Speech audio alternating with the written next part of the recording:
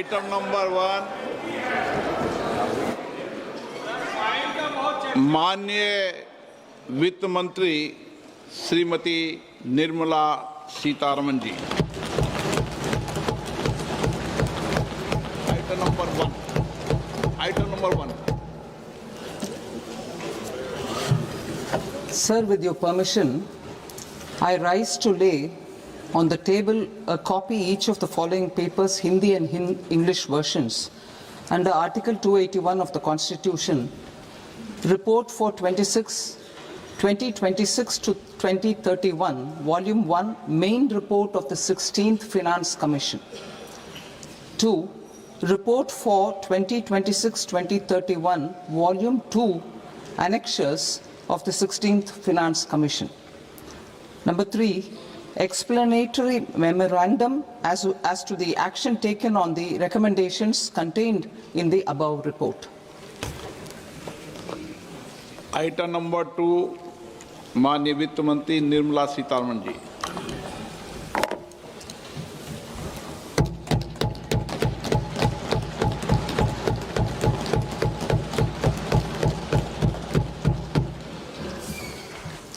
Honorable Speaker, sir, on the sacred occasion of Magh Purnima and the birth anniversary of Guru Ravidas, I present the budget for the year 2026-2027. Since we assumed office 12 years ago, India's economic trajectory has been marked by stability, fiscal discipline, sustained growth, and moderate inflation.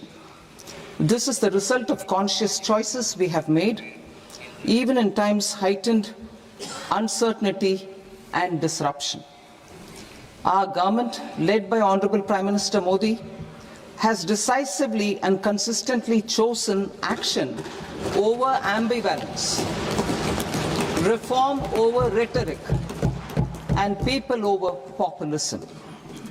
We have pursued far-reaching structural reforms, fiscal prudence and monetary stability, whilst maintaining a strong thrust on public investment. Keeping Atmanirbharta as a lodestar, we have built domestic manufacturing capacity, energy security, and reduced critical import dependencies. Simultaneously, we have ensured that citizens benefit from every action of the government, undertaking reforms to support employment generation, agricultural productivity, household purchasing power, and universal services to people.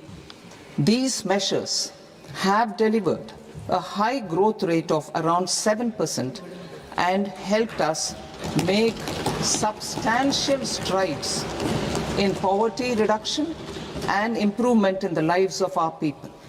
Today, we face an external environment in which trade and multilateralism are impaired and access to resources and supply chains are disrupted. New technologies are transforming production systems while sharply increasing demands on water, energy, and critical minerals. India will continue to take confident steps towards Viksit Bharat, balancing ambition with inclusion.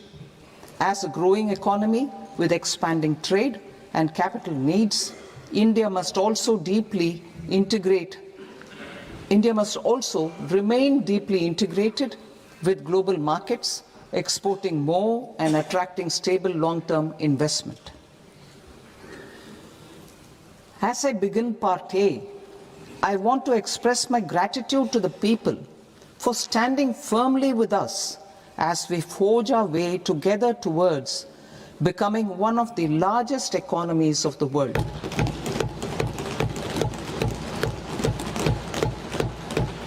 Our aim is to transform aspiration into achievement and potential into performance as we ensure that the dividends of growth reach every farmer, the scheduled caste, the scheduled tribes, the nomads, the youth, the poor, and the women. In Viksit Bharat Young Leaders Dialogue 2026, several innovative ideas were shared with our Prime Minister, which have inspired many of the proposals, making this a unique Yuva Shakti-driven budget. Our government's sankalp is to focus on our poor, underprivileged and the disadvantaged. To deliver on this sankalp, and given that this is the first budget prepared in Kartavya Bhavan, we are inspired by three Kartavya. Our first Kartavya is to accelerate and sustain economic growth by enhancing productivity and competitiveness and building resilience to volatile global dynamics. Our second Kartavya is to fulfill aspirations of our people and build their capacity, making them strong partners in India's path to prosperity. Our third Kartavya, aligned with our vision of Sabka Saath, Sabka Vikas, is to ensure that every family, community, region and sector has access to resources, amenities and opportunities for meaningful participation. This threefold approach requires a supportive ecosystem. The first requirement is to sustain the momentum of structural reforms, continuous, adaptive and forward-looking. Second, a robust and resilient financial sector is central to mobilizing savings, allocating capital efficiently and managing risks. Third, cutting-edge technologies, including AI applications, can serve us as force multipliers for better governance. Reform Express. Our government has undertaken comprehensive reforms towards creating employment, boosting productivity, and accelerating growth. After the Prime Minister's announcement on Independence Day in 2025, over 350 reforms have been rolled out. This includes GST simplification, notification of labor codes, and rationalization of mandatory quality control orders. High-level committees have been formed, and in parallel, the central government is working with the state governments on deregulation and reducing compliance requirements. The Reform Express is well on its way and will maintain its momentum to help us fulfill our Kartavya. I now move to specific proposals. Under our first Kartavya, to accelerate and sustain economic growth, I propose interventions in 6 areas. 1. Scaling up manufacturing in 7 strategic and frontier sectors. 2. Rejuvenating legacy industrial sectors. 3. Creating champion MSMEs. 4. Delivering a powerful push for infrastructure. 5. Ensuring long-term security and stability. And 6. Developing city economic regions. Scaling up of manufacturing in 7 strategic and frontier sectors. Biopharma Shakti, meaning biopharma strategy for health advancement through knowledge, technology and innovation. India's disease burden is observed to be shifting towards non-communicable diseases like diabetes, cancer and autoimmune disorders. Biologic medicines are key to longevity and quality of life at affordable costs. To develop India as a global biopharma manufacturing hub,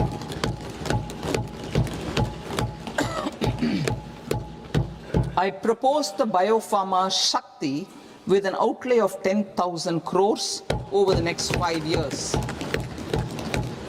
This will build the ecosystem for domestic production of biologics and biosimilars. The strategy will include a biopharma focused network with 3 new national institutes of pharmaceutical education and research, popularly known as NIPERS, and upgrading 7 existing ones. It will also create a network of 1,000 accredited India clinical trials sites. We propose to strengthen the Central Drug Standard Control Organization to meet global standards and approve timeframes through and approval timeframes through a dedicated scientific review cadre and specialists. India's Semiconductor Mission 1.0 expanded India's semiconductor sector capabilities. Building on this, we will launch ISM 2.0 to produce equipment and materials, design full-stack Indian IP, and fortify supply chains. We will also focus on industry-led research and training centers to develop technology and skilled workforce. The Electronics Components Manufacturing Scheme, launched in April 2025 with an outlay of 22,919 crores, already has investment commitments at double the targets. We propose to increase the outlay to 40,000 crores to capitalize on this momentum.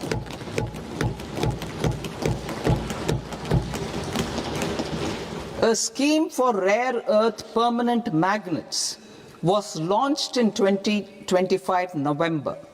We now propose to support the mineral-rich states of Odisha, Kerala, Andhra Pradesh and Tamil Nadu to establish dedicated rare earth corridors to promote mining, processing, research and manufacturing. To enhance domestic chemical production and reduction import dependency and reduce import dependency, we will launch a scheme to support states in establishing 3 dedicated chemical parks through challenge route on a cluster-based plug-and-play model. Strong capital goods.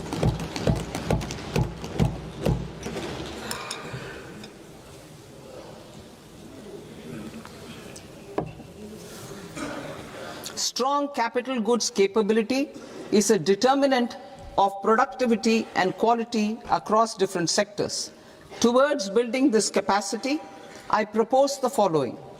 High-tech tool rooms will be established by central public sector enterprises at 2 locations as digitally enabled automated service bureaus that locally design, test and manufacture high-precision components at scale and at lower cost.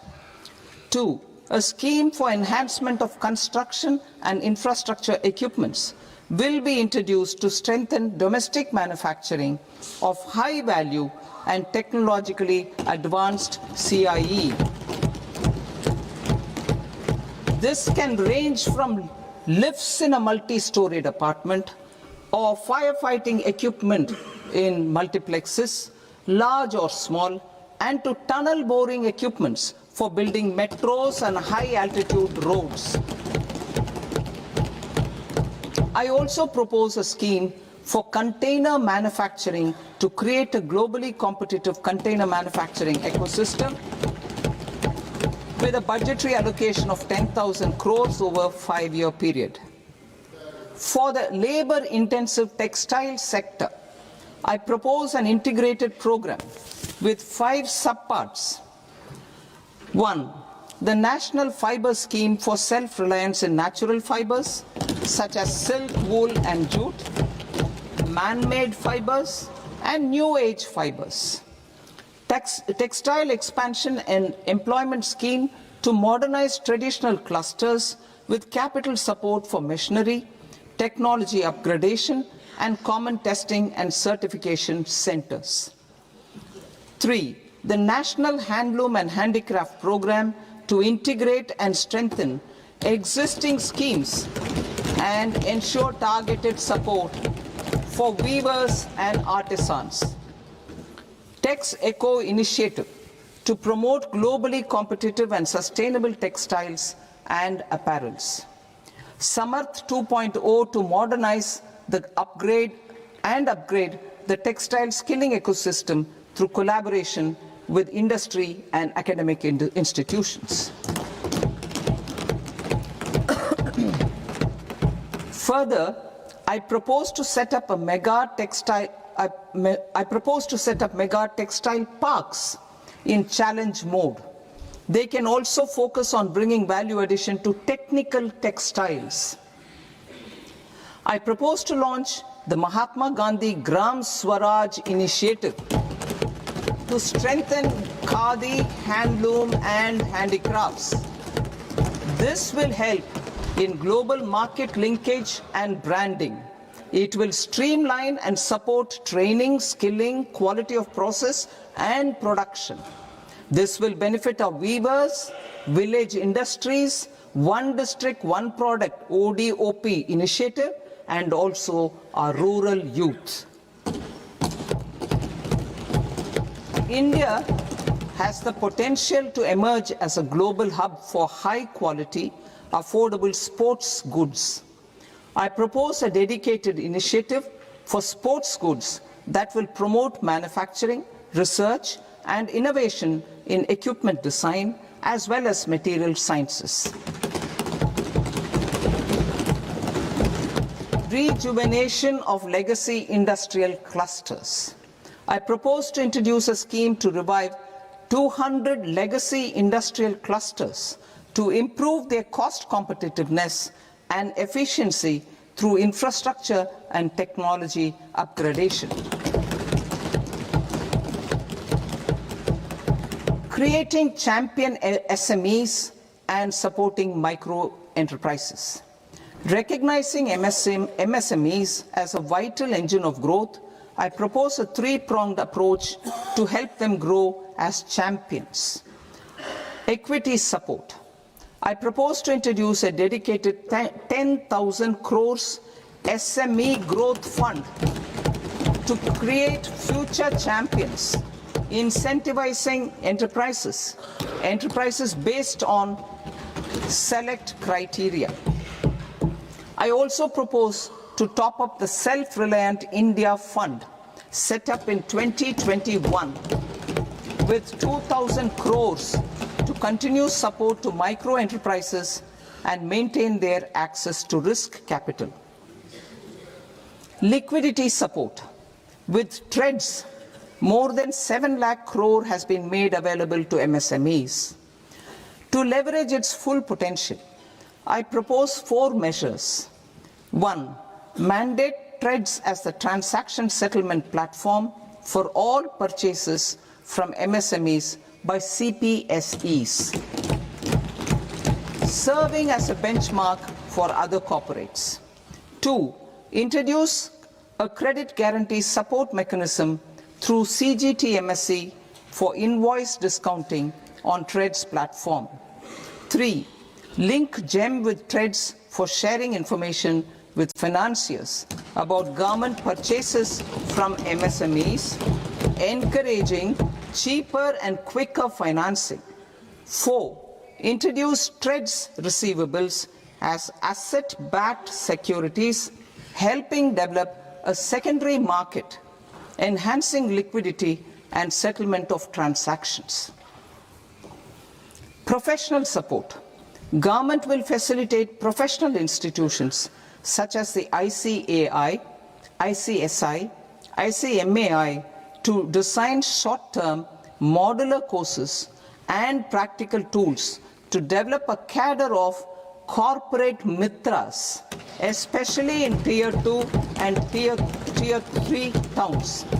These accredited para-professionals will help MSMEs meet compliance requirements at affordable costs. Infrastructure. During this past decade, our government has undertaken several initiatives for large-scale enhancement of public infrastructure, including through new financing instruments such as Infrastructure Investment Trust (InvITs) and Real Estate Investment Trust (REITs), and institutions like NIIF and NABFID. We shall continue to focus on developing infrastructure in cities with over 5 lakh population, that is Tier 2, Tier 3 cities, which have expanded to become growth centers. Public capital expenditure has increased manifold from 2 lakh crore in 2014-15 to an allocation of 11.2 lakh crore in BE 25-26. In this coming year, that is financial year 2026-27, I propose to increase it to 12.2 lakh crores to continue the momentum.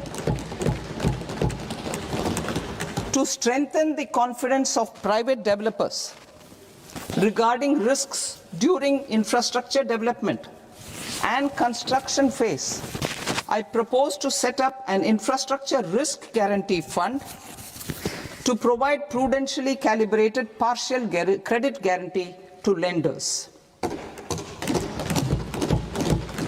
Over the years, RITES have emerged as a successful instrument for asset monetization. I propose to accelerate recycling of significant real estate assets of the CPSEs through the setting up of dedicated RITES. To promote environmentally sustainable movement of cargo, I propose to 1. Establish new dedicated freight corridors connecting Dankuni in the east to Surat in the west.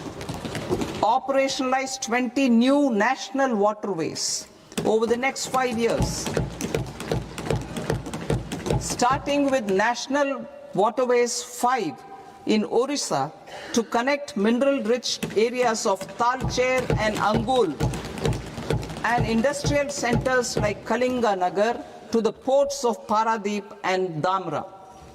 Training institutes will be set up as regional centers of excellence for development of required manpower for these waterways.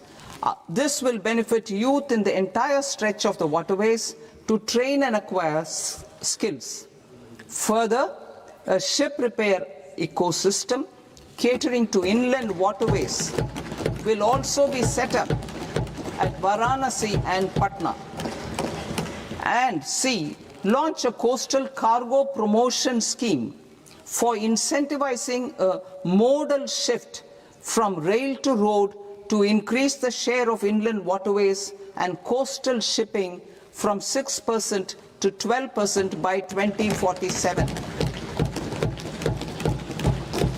To enhance last mile and remote connectivity and promote tourism, I propose to give incentives to indigenize manufacturing of seaplanes. A seaplane VGF scheme will be also introduced to provide support for operations. Carbon capture, utilization and storage.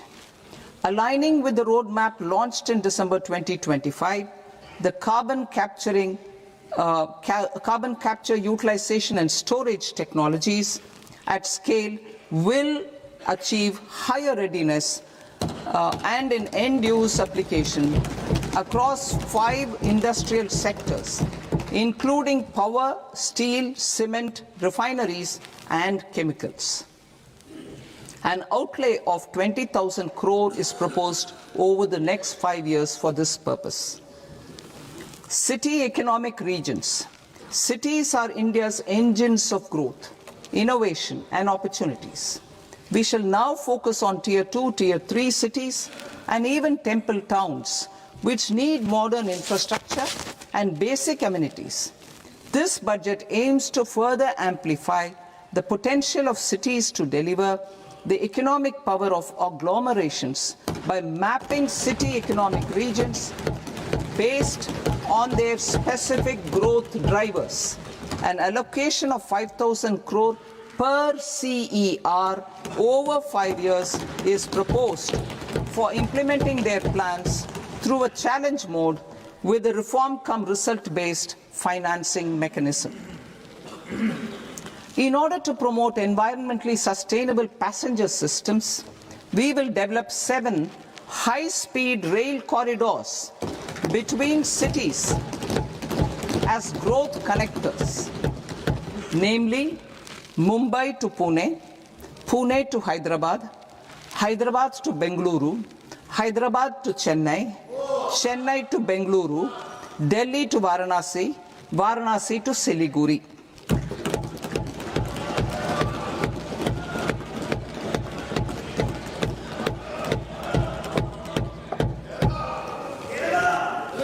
Financial sector. The Indian banking sector today is characterized by strong balance sheet, historic highs in profitability, improved asset quality, and coverage exceeding 98% of villages in the country. At this juncture, we are well placed to futuristically evaluate the measures needed to continue on the path of reform-led growth of this sector. I propose setting up a high-level committee on banking for Vikasit Bharat. High-level committee on banking for Vikasit Bharat to comprehensively review the sector and align it with India's next phase of growth, while safeguarding financial stability, inclusion, and consumer protection. The vision for NBFCs for Vikasit Bharat has been outlined with clear targets for credit disbursement and technology adoption in order to achieve scale and improve efficiency in the public sector NBFCs. As a first step, it is proposed to restructure the Power Finance Corporation and Rural Electrification Corporation. I propose a comprehensive review of the foreign exchange management non-debt instruments rules to create a more contemporary, user-friendly framework for foreign investments consistent with India's evolving economic priorities. Corporate bond market. I propose to introduce a market-making framework with suitable access to funds and derivatives on corporate bond indices. I also propose to introduce total return swaps on corporate bonds. Municipal bonds. To encourage the issuance of municipal bonds of higher value by larger cities, I propose an incentive of 100 crore rupees for a single bond issuance. 100 crore rupees for a single bond issuance of more than 1,000 crore. The current scheme under Amrit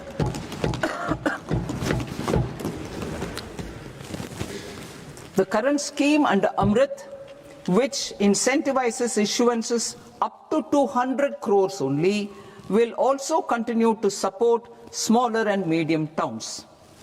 That will also continue to support the smaller and medium towns. Ease of doing business. Individual persons resident outside India, PROI, will be permitted to invest in equity instruments of listed Indian companies through the Portfolio Investment Scheme. It is also proposed to increase the investment limit for an individual PROI under the scheme from 5% to 10%, with an overall investment limit for all individual PROIs to 24% from the current 10%. Emerging technologies including AI. 21st century is technology driven. Adoption of technology is for the benefit of all people. Farmers in the field, women in STEM, youth keen to upskill, and Divyangjan to access newer opportunities. The government has taken several steps to support new technologies through AI Mission, National Quantum Mission, Anusandhan National Research Fund, and Research and Development and Innovation Fund. Our second kartavya is to fulfill aspirations and build capacities. Close to 25 crore individuals have come out of multi-dimensional poverty through a decade of our government's sustained and reform-oriented efforts.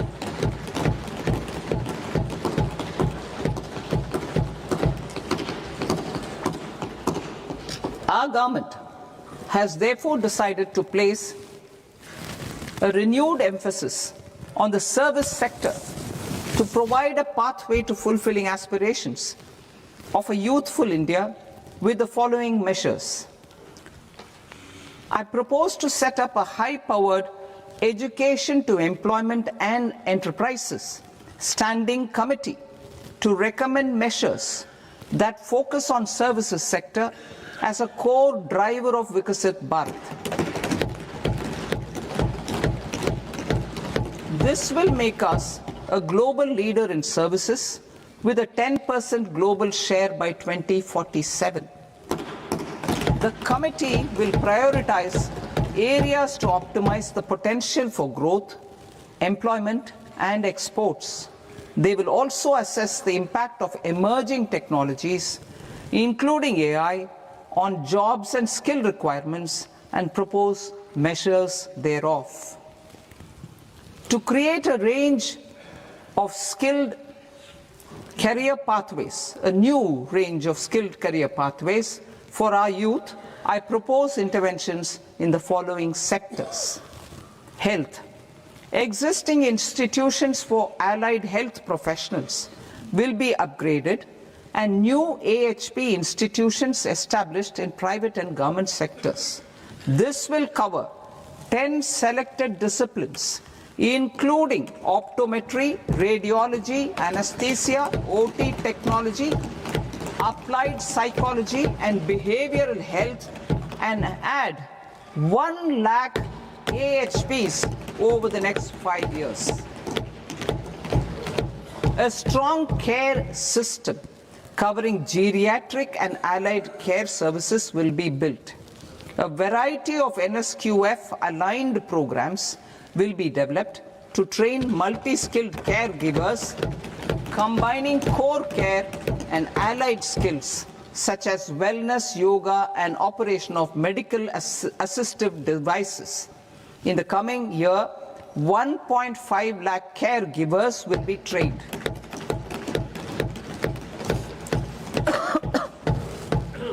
Hubs for medical value tourism. To promote India as a hub for medical tourism services, I propose to launch a scheme to support states in establishing 5 regional medical hubs in partnership with the private sector. These hubs will serve as integrated healthcare complexes that combine medical, educational, and research facilities. They will have Ayush centers, medical value tourism facilitation centers, and infrastructure for diagnostics, post-care, and rehabilitation. These hubs will provide diverse opportunities, job opportunities for health professionals, including doctors and AHPs. Ancient Indian yoga, already respected in several parts of the world, was given a mass global recognition when Honorable Prime Minister took it to the UN. Post-COVID, Ayurveda gained a similar global acceptance and recognition. Exporting quality Ayurveda products helps farmers who grow the herbs and youth who process the products. To meet growing global demand, a few more steps are being taken. I propose to 1. Set up 3 new All India Institutes of Ayurveda. 2. Upgrade Ayush pharmacies and drug testing labs for higher standards of certification ecosystem and make available more skilled personnel. 3. Upgrade the WHO Global Traditional Medicine Center in Jamnagar to bolster evidence-based research, training, and awareness for traditional medicine. Animal husbandry. Livestock contributes to close to 16% of farm income, including of poor and marginal households. To scale up availability of veterinary professionals by more than 20,000, I propose to roll out a loan-linked capital subsidy support scheme for establishment of veterinary and para-veterinary colleges, veterinary hospitals, diagnostic laboratories, and breeding facilities in private sector. Collaboration between Indian and foreign institutions will also be facilitated. Orange economy. India's animation, visual effects, gaming and comics sector, AVGC sector, is a growing industry projected to require 2 million professionals by 2030. I propose to support the Indian Institute of Creative Technologies, Mumbai, in setting up AVGC content creator labs in 15,000 secondary schools all over the country and 500 colleges. The Indian design industry is expanding rapidly, and yet there is a shortage of Indian designers. I propose to establish, through Challenge Route, a new National Institute of Design to boost design education and development in the eastern region of India. Education. Our government will support states through Challenge Route in creating 5 university townships in the vicinity of major industrial and logistics corridors. These planned academic zones will host multiple universities, colleges and research institutions, skill centers and residential complexes. In higher education, STEM institutions, prolonged hours of study and laboratory work pose some challenges for girl students. Through VGF, Viability Gap Funding and capital support, one girls' hostel will be established in every district.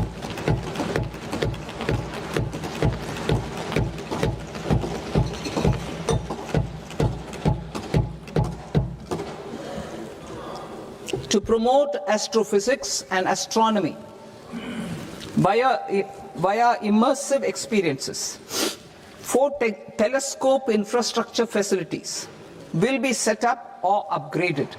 The National Large Solar Telescope, the National Large Optical Infrared Telescope, the Himalayan Chandra Telescope, and the Cosmos 2 Planetarium. Tourism. The tourism sector has the potential to play a large role in the employment generation, forex earnings, and expanding the local economy. I propose to set up a National Institute of Hospitality by upgrading the existing National Council for Hotel Management and Catering Technology. It will function as a bridge between academia, industry, and government. I also propose a pilot scheme for upskilling 10,000 guides in 20 iconic tourist sites through a standardized, high-quality, 12-week training course in hybrid mode in collaboration with the Indian Institute of Management. A national destination digital knowledge grid will be established to digitally document all places of significance, cultural, spiritual, and heritage. This initiative will create a new ecosystem of jobs for local researchers, historians, content creators, and technology partners. India has the potential and opportunity to offer world-class trekking and hiking experience. We will develop ecologically sustainable mountain trails in Himachal Pradesh, Uttarakhand, and Jammu Kashmir. Also in Araku Valley in the Eastern Ghats and Podigai Malai in the Western Ghats. Turtle trails along key nesting sites in the coastal areas of Odisha Karnataka and Kerala. And 3, bird watching trails along the Pulikat Lake in Andhra Pradesh, Tamil Nadu. It's on the border.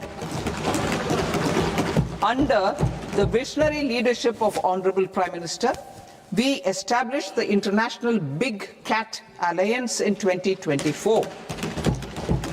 This year, India is hosting the first ever Global Big Cat Summit, where heads of governments and ministers from 95 range countries will deliberate on collective strategies for conservation. Heritage and culture tourism. I propose to develop 15 archaeological sites, including Lothal, Dholavira, Rakhi Gadi, Adichanallur, Saranath, Hastinapur, and Leh Palace into vibrant experiential cultural destinations. Excavated landscapes will be open to the public through curated walkways. Immersive storytelling skills and technologies will be introduced to help conservation labs, interpretation centers, and guides. The sports sector provides multiple means of employment, skilling, and job opportunities.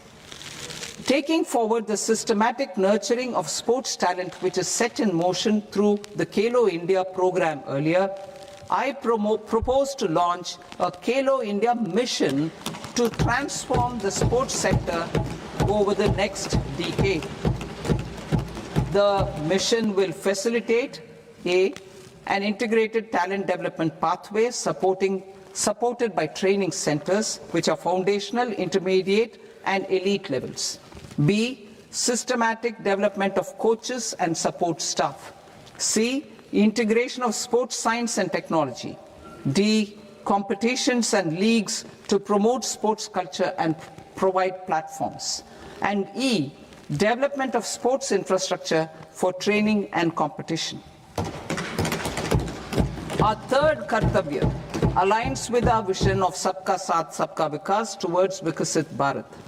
This requires targeted efforts for 1, increasing farmer incomes through productivity enhancement and entrepreneurship, with special attention to small and marginal farmers. B, empowering Divyangjan through access to livelihood opportunities, training, and high-quality assistive devices. C, empowering the vulnerable to access mental health and trauma care. D, focus on the Purvodaya states and the Northeast region to accelerate development and employment opportunities. Fisheries. We will undertake initiatives for integrated development of 500 reservoirs and Amrit Sarovars. 2, strengthen the fisheries value chain in coastal areas and enable market linkages involving startups and women-led groups together with fish farmer producer organizations. Animal husbandry.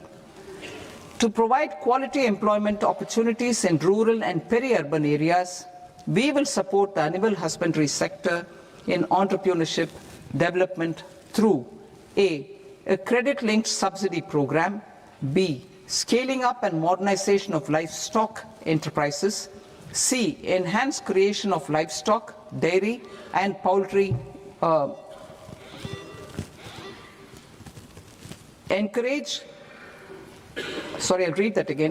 creation of livestock, dairy, and poultry-focused integrated value chains, and D, encourage creation of livestock farmer-producer organizations.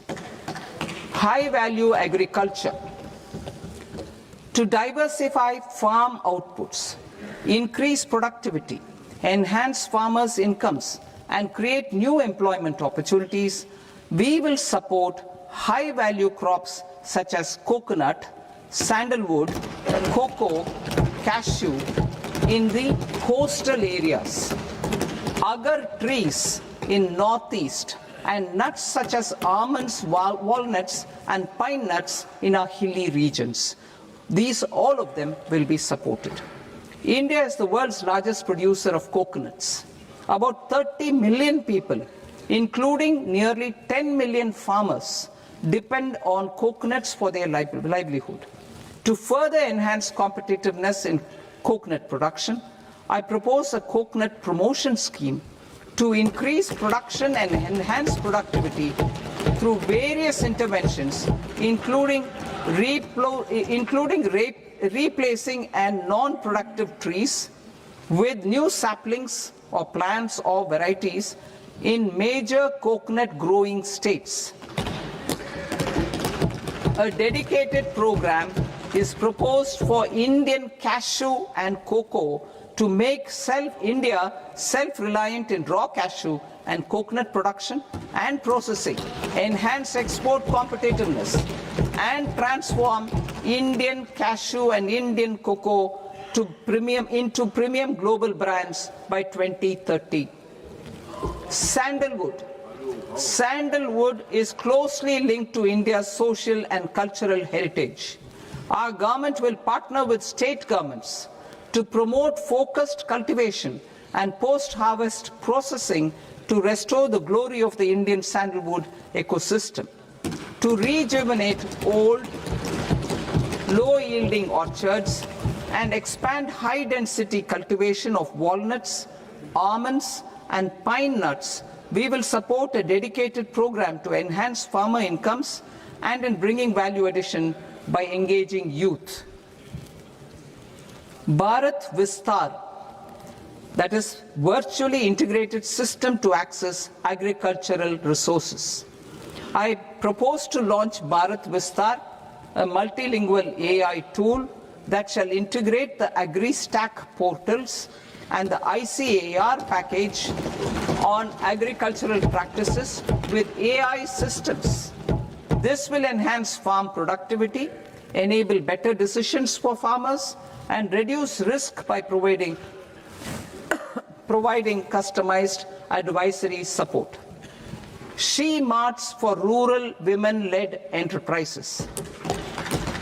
Building on the success of Lakpati Didi program, I propose to help women take the next step from credit-linked livelihoods to being owners of enterprises.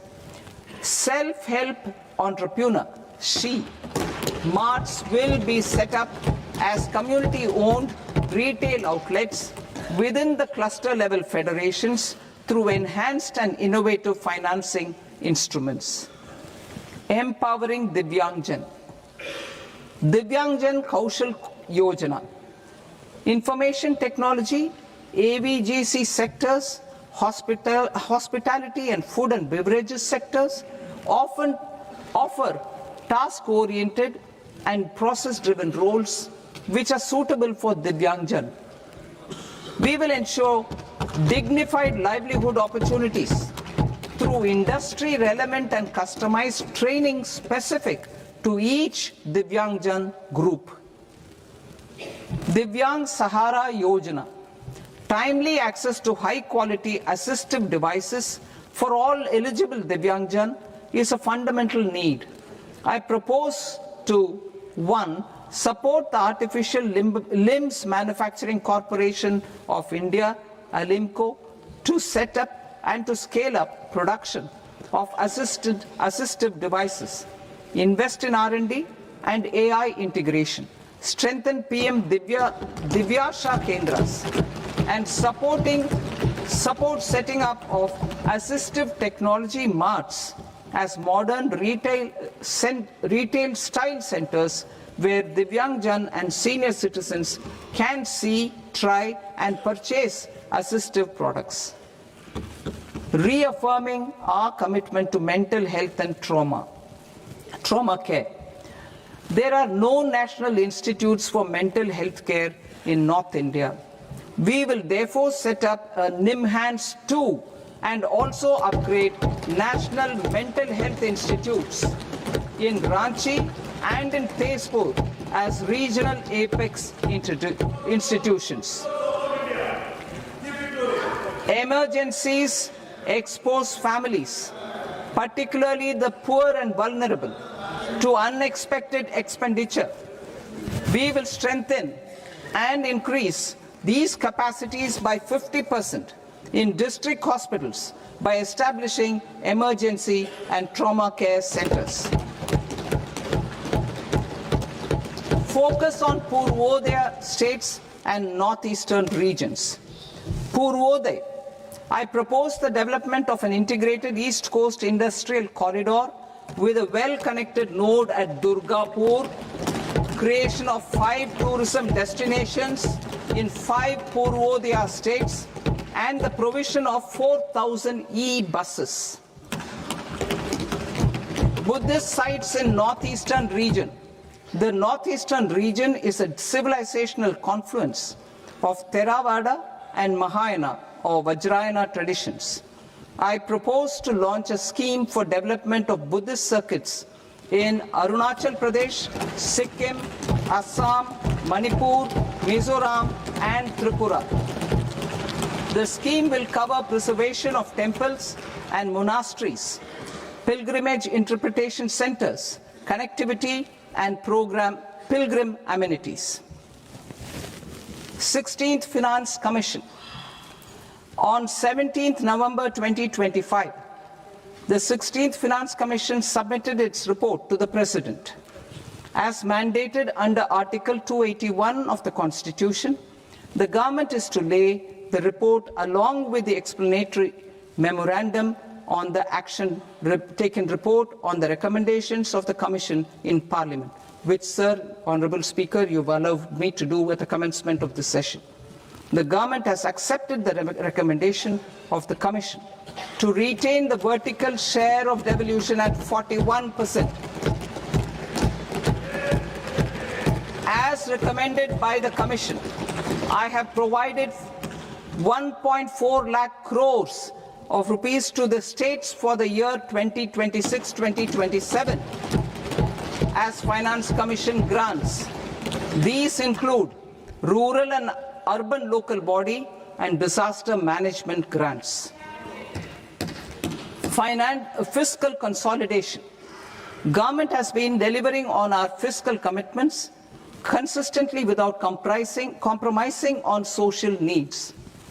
To strive towards accepted standards of fiscal management in Budget 25-26, I had indicated that the central government would target reaching a debt to GDP ratio of 50 plus or minus 1% by 2030-31.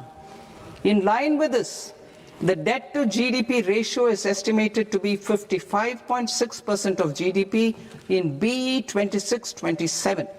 compared to 56.1% of GDP in RE 25-26.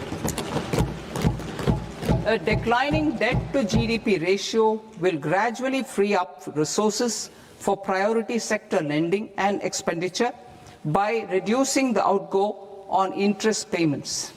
One of the main operational instruments for debt targeting is the fiscal deficit. I am happy to inform this august House that I fulfilled my commitment made in 2021-2022 to reduce fiscal deficit below 4.5% of GDP by 25-26. In RE 25-26, the fiscal deficit has been estimated at par with BE of 2025-26 at 4.4% of GDP. In line with the new fiscal prudence path of debt consolidation, the fiscal deficit in BE 26-27 is estimated to be 4.3% of the GDP.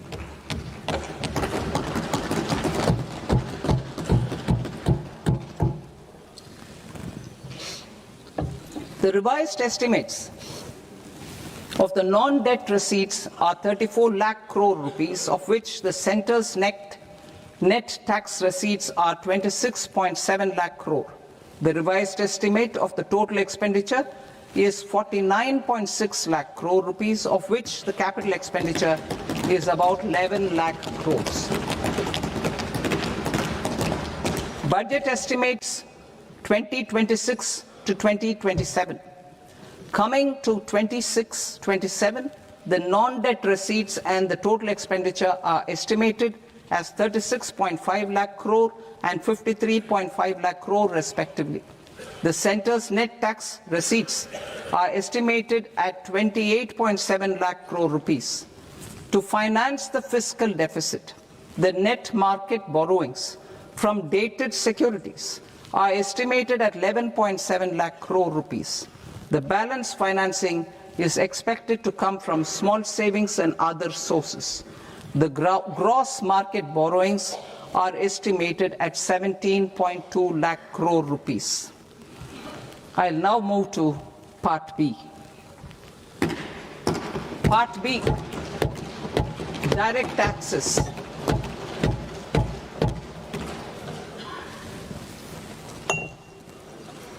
Honorable Speaker, sir, I now present my proposals on direct taxes. New Income Tax Act. In July 2024, I announced a comprehensive review of the Income Tax Act 1961. This was completed in a record time, and the Income Tax Act 2025 will come into effect from 1st April 2026. The simplified income tax rules and forms will be notified shortly, giving adequate time to taxpayers to acquaint themselves with its requirements. The forms have been redesigned such that ordinary citizens can comply without difficulty. Ease of living. I propose that any interest awarded by the Motor Accident Claims Tribunal to a natural person will be exempt from income tax, and any TDS on this account will be done away with. I propose to reduce TCS rate on the sale of overseas tour program package from the current 5% and 20% to 2% without any stipulation of amount. I propose to reduce TCS rate for pursuing education and for medical purposes under the Liberalized Remittance Scheme, popularly known as LRS, from 5% to 2%. Supply of manpower services is proposed to be specifically brought within the ambit of payment to contractors for the purpose of TDS to avoid ambiguity. Thus, TDS on these services will be at the rate of either 1% or 2% only.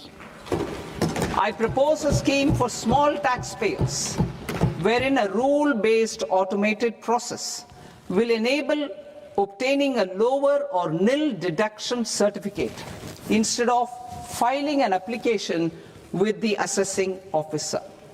For the ease of taxpayer holding securities in multiple companies, I propose to enable depositories to accept Form 15G or Form 15H from the investor and provide it directly to various relevant companies.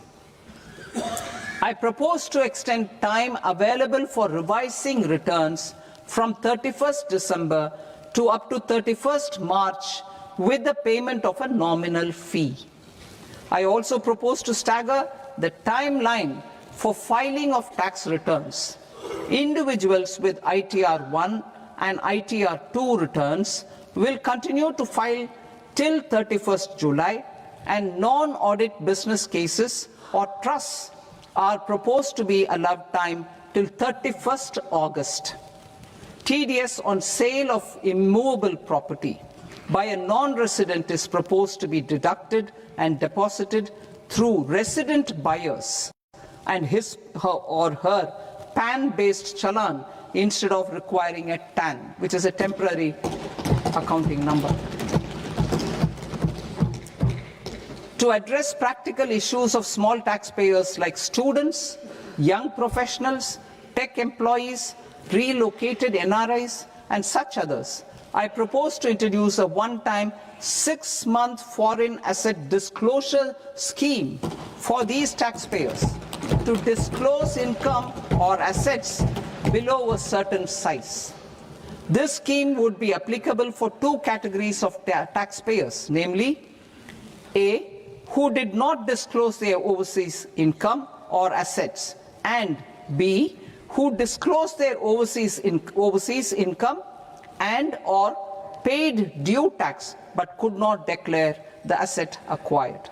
For category A, the limit of undisclosed income or asset is proposed to be up to 1 crore rupees. They need to pay 30% of fair market value of asset or 30% of undisclosed income as tax and 30% as additional income tax in lieu of penalty and would thereby get immunity from prosecution. For category B, asset value is proposed to be up to 5 crore rupees. Here, immunity from both penalty and prosecution will be available with a payment of fee of 1 lakh rupees. Rationalizing penalty and prosecution. Multiplicity of proceedings are hindrance to the ease of doing business. I propose to integrate assessment and penalty proceedings by way of a common order for both. There will be no interest liability on the taxpayer on the penalty amount for the period of appeal before the first appellate authority, irrespective of the outcome of appeal process. Further, quantum of prepayment is being reduced from 20% to 10% and will continue to be calculated only on core tax demand. As an additional measure for reducing litigation, I propose to allow taxpayers to update their returns even after reassessment proceedings have been initiated, and an additional 10% tax rate over and above the rate applicable for the relevant year. The assessing officer will then use only this updated return in his proceedings. There is already a framework for immunity from penalty and prosecution in the cases of underreporting. I propose to apply this framework for immunity to misreporting too. However, in such a case, the taxpayer will need to pay 100% of the tax amount as an additional income tax over and above the tax and interest due. Penalties for certain technical defaults, such as failure to get accounts audited, non-furnishing of transfer pricing audit report, and default in furnishing statement for financial transactions are proposed to be converted into fee.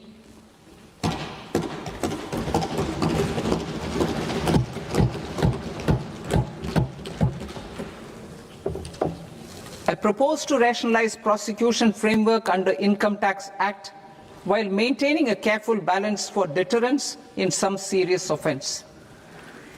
Non-production of books of account and documents and requirement of TDS payment where payment is made in kind are being decriminalized. Further, minor offences will attract fine only. The remaining prosecutions will be graded commensurate with the quantum of offence. They will entail only simple imprisonment with maximum imprisonment reduced to 2 years and power to courts to convert even those into fines.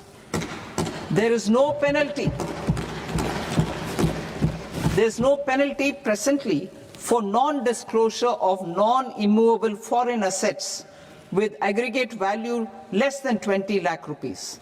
I propose to also provide them with immunity from prosecution with retrospective effect from 1/10/2024.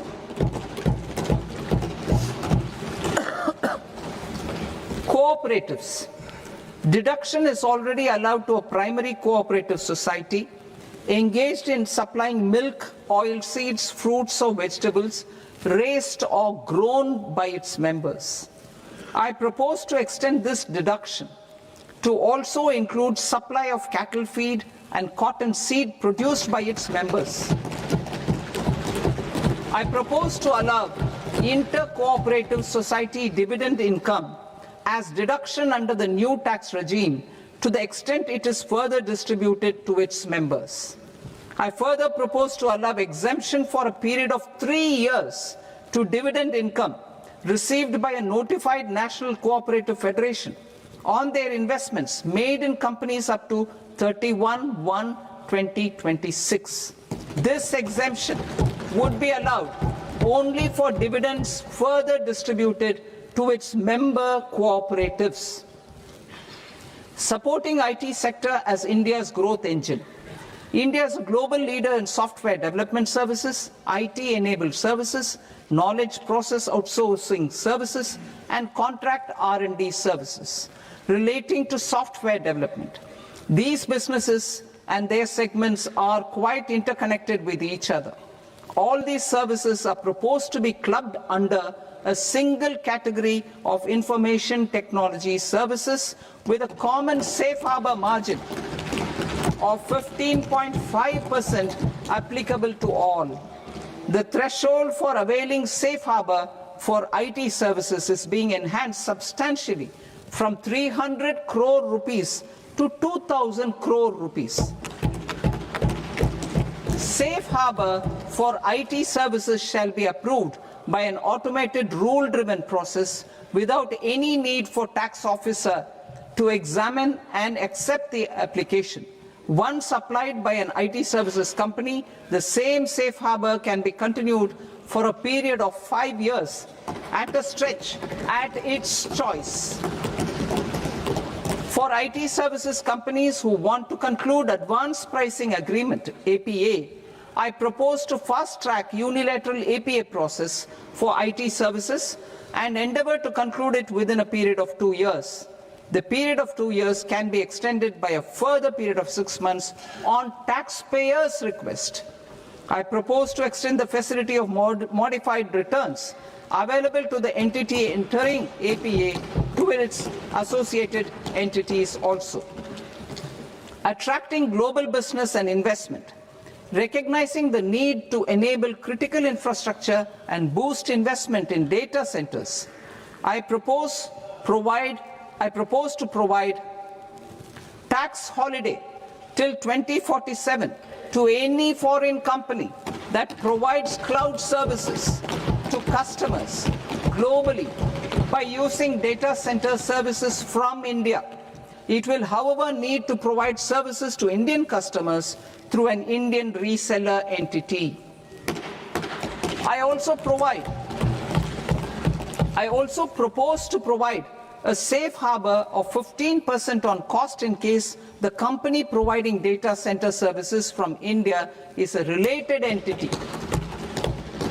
To harness the efficiency of just-in-time logistics for electronic manufacturing, I propose to provide safe harbor to non-residents for component warehousing in a bonded warehouse at a profit margin of 2% of the invoice value. The resultant tax of about 0.7% will be much lower than in competing jurisdictions. To provide fillip to toll manufacturing in India, I propose to provide exemption from income tax for 5 years to any non-resident who provides capital goods, equipment, or tooling to any toll manufacturer in a bonded zone. To encourage vast pool of global talent to work in India for a longer period of time, I propose to provide exemption to global, non-India sourced income of a non-resident expert for a stay period of 5 years under notified schemes. I propose to provide exemption from minimum alternate tax, the MAT, to all non-residents who pay tax on presumptive basis. Tax administration. I propose to constitute a joint committee of Ministry of Corporate Affairs and Central Board of Direct Taxes for incorporating the requirements of income computation and disclosure standards, the ICDS, in the Indian Accounting Standards Ind AS itself.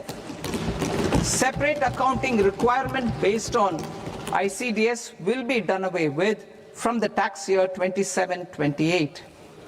To support Prime Minister Modi's vision of homegrown accounting and advisory firms to become global leaders, I propose to rationalize the definition of accountant for the purposes of safe harbor rules. Other tax proposals. Change in taxation of buyback was brought in to address the improper use of buyback route by promoters. In the interest of minority shareholders, I propose to tax buyback for all types of shareholders as capital gains. However, to disincentivize misuse of tax arbitrage, promoters will pay an additional buyback tax. This will make effective tax 22% for corporate promoters. For non-corporate promoters, the effective tax will be 30%. TCS rate for sellers of specific goods, namely alcoholic liquor, scrap and minerals, will be rationalized to 2%, and that on Tendu leaves will be reduced from 5% to 2%. I propose to raise the STT on futures to 0.05% from the present 0.02%. STT on options premium and exercise of options are both proposed to be raised to 0.15% from the present rate of 0.1% and 0.125% respectively. We reformed the taxation landscape for corporates in 2019 by providing them a simplified regime with lower tax rate so that they could productively focus on business rather than on claim of deductions and exemptions. To encourage companies to shift to the new regime, set-off of brought forward MAT credit, minimum alternate tax credit, is proposed to be allowed to companies only in the new regime. Set-off using available MAT credit is proposed to be allowed to an extent of 1/4 of the tax liability in the new regime. MAT is proposed to be made final tax, so there will be no further credit accumulation from 1st April 2026. In line with this change, the rate of final tax is being reduced to 14% from the current MAT rate of 15%. The brought forward MAT credit of taxpayers accumulated till 30th March 2026 will continue to be available to them for set-off as above. Indirect taxes. I shall now take up proposals related to indirect taxes. My proposals for customs and central excise aim to further simplify the tariff structure, support domestic manufacturing, promote export competitiveness, and correct inversion in duty. To continue weeding out long-continuing customs duty exemptions, I propose to remove certain exemptions on items which are being manufactured in India or where the imports are negligible. Similarly, to further simplify the process of ascertaining the rate of duty applicable on a particular item, I propose to incorporate certain effective rates in various customs notifications to the tariff schedule itself. I shall now take up sector-specific proposals. Promotion of exports of marine, leather, and textile products. I propose to increase the limit for duty-free imports of specified inputs used for processing seafoods for export from the current 1% to 3% of FOB value of the previous year's export turnover. I also propose to allow duty-free imports of specified inputs, which is currently available for exports of leather or synthetic footwear, to exports of shoe uppers as well. I propose to extend the time period for export of final product from the existing 6 months to 1 year. For exporters of leather or textile garments leather or synthetic footwear and other leather products. Energy transition and security.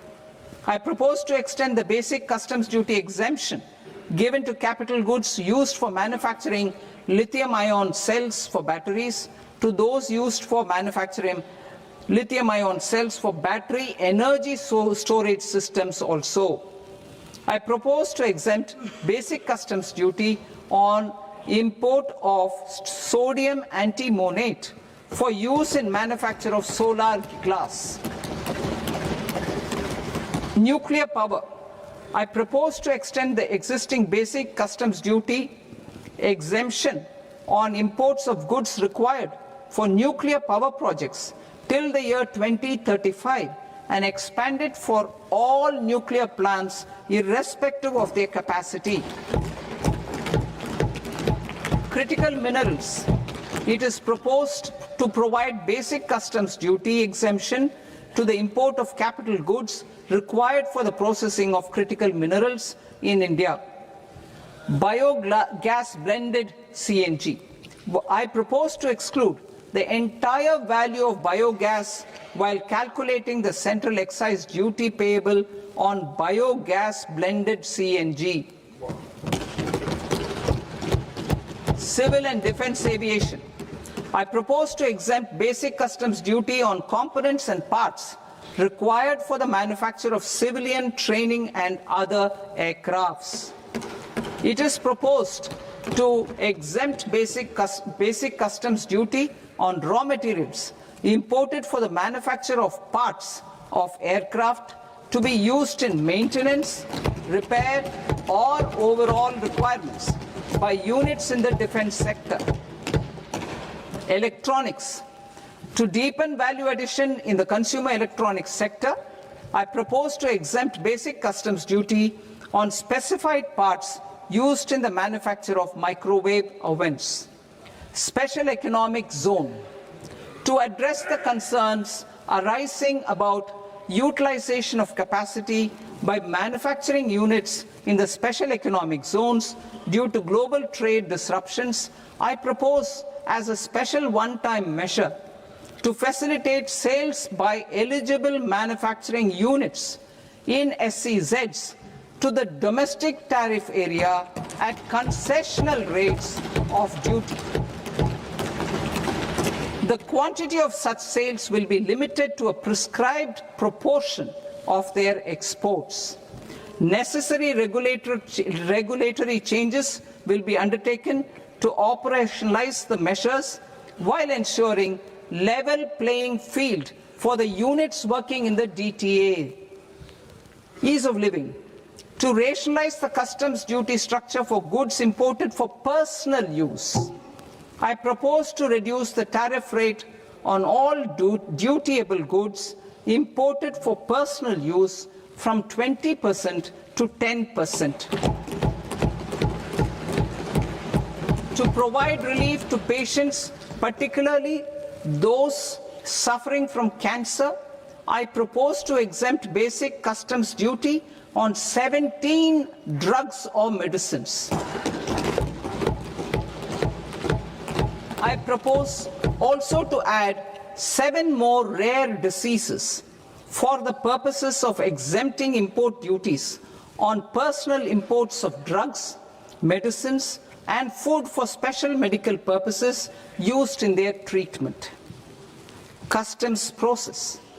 India's role and share in the global trade is poised for a major leap in line with our ambition and journey towards Viksit Bharat. In this regard, I propose many measures for custom processes to have minimal intervention for smoother and faster movement of goods and greater certainty to the trade. Trust-based systems. I propose to enhance duty deferral period for Tier 2 and Tier 3 authorized economic operators, known as AEOs, from 15 days to 30 days. I propose to provide eligible manufacturer importers the same duty deferral facility. This should encourage them to get themselves accredited as a full-fledged Tier 3 AEO in due course.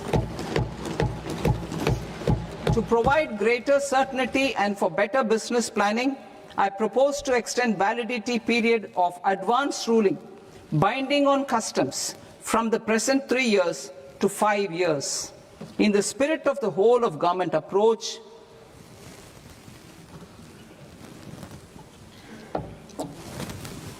government agencies will be encouraged to leverage AEO accreditation for preferential treatment in clearing their cargo. Regular importers with trusted long-standing supply chains will be recognized in the risk system so that the need for verification of their cargo every time can be minimized. Export cargo using electronic sealing. Export cargo using electronic sealing will be provided through clearance from the factory premises to the ship. For import of goods not needing any compliance, filing of bill of entry by a trusted importer and arrival of goods will automatically notify customs for completing their clearance formalities. This will enable goods to be released immediately on arrival. The customs warehouse framework will be transformed into a warehouse operator-centric system with a self-declarations, electronic tracking, and risk-based audit. These reforms will move away from the current system of officer-dependent approvals and reduce transaction delays and compliance costs. Ease of doing business. Approvals required for cargo clearance from various government agencies will be seamlessly processed through a single and interconnected digital window by the end of the financial year.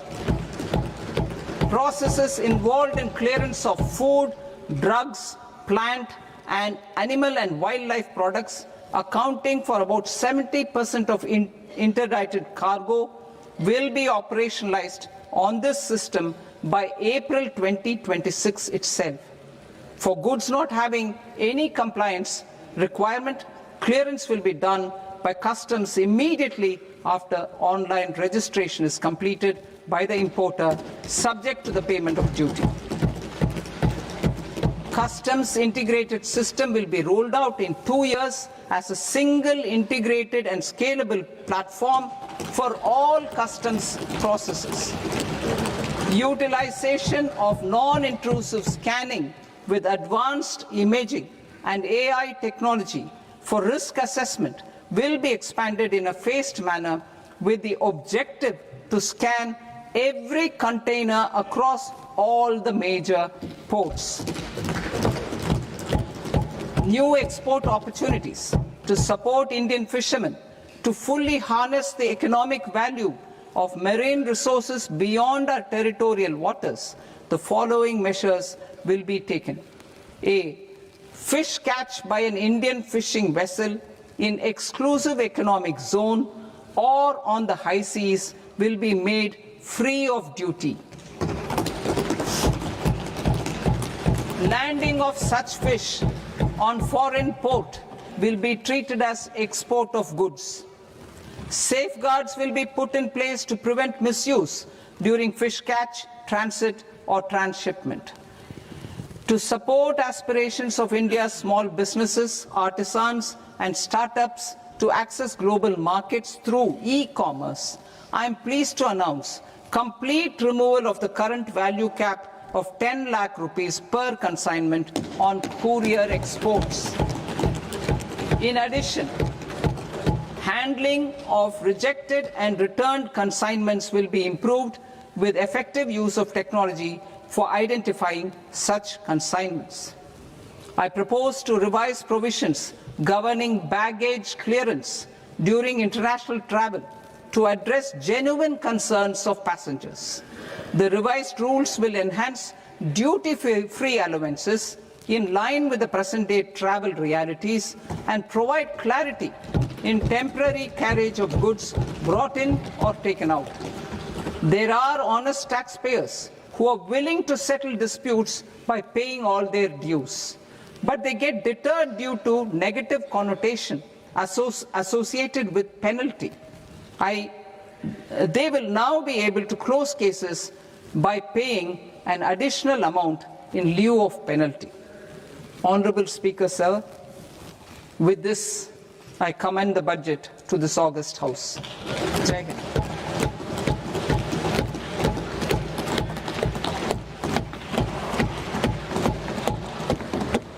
One and a half hours. Item number 3 माननीय वित्त मंत्री जी।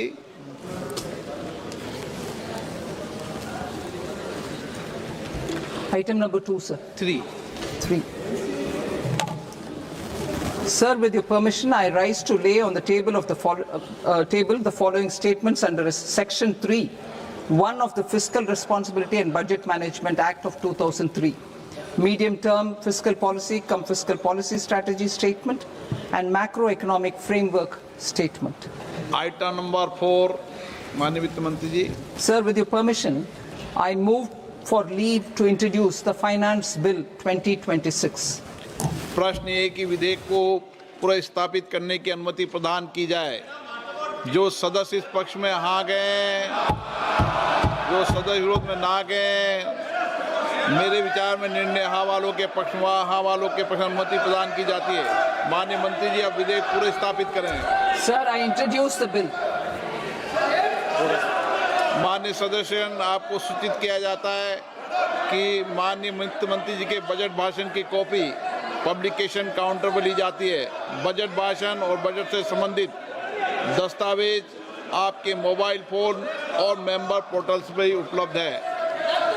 सभा की कार्रवाई कल सोमवार दिनांक 2 फरवरी 2026 को प्राप्त 11 बजे तक के लिए स्थगित की जाती है।